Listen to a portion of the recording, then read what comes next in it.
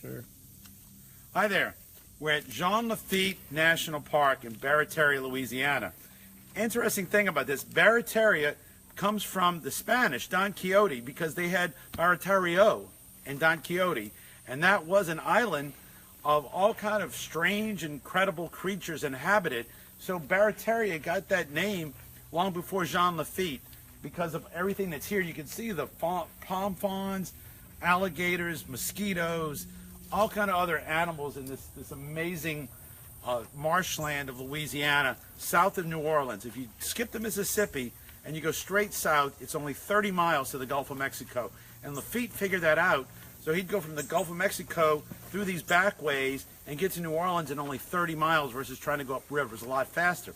But what he did, and at this very tree, is that he captured, most people don't know this, his first stuff was capturing slaves. He called them black ivory.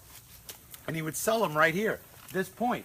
So incredibly what happened was, this used to be, later became known as Lafitte's Point, where he sold all his goods.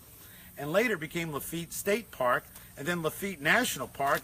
And then they said, well, Lafitte helped win the Battle of the War of 1812, the Battle of New Orleans. So Chalmette Battlefield became Lafitte National Park, and then we put a spot in the French Quarter.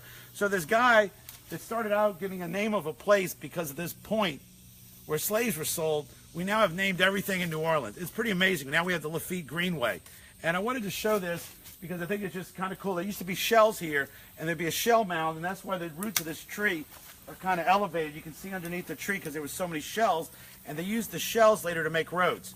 So there's a great little story about what goes on in Barataria, and we're on our way to Jean Lafitte right now to do some stuff on what's going on down there with the dead zone in the coast, off the coast into the Gulf Coast.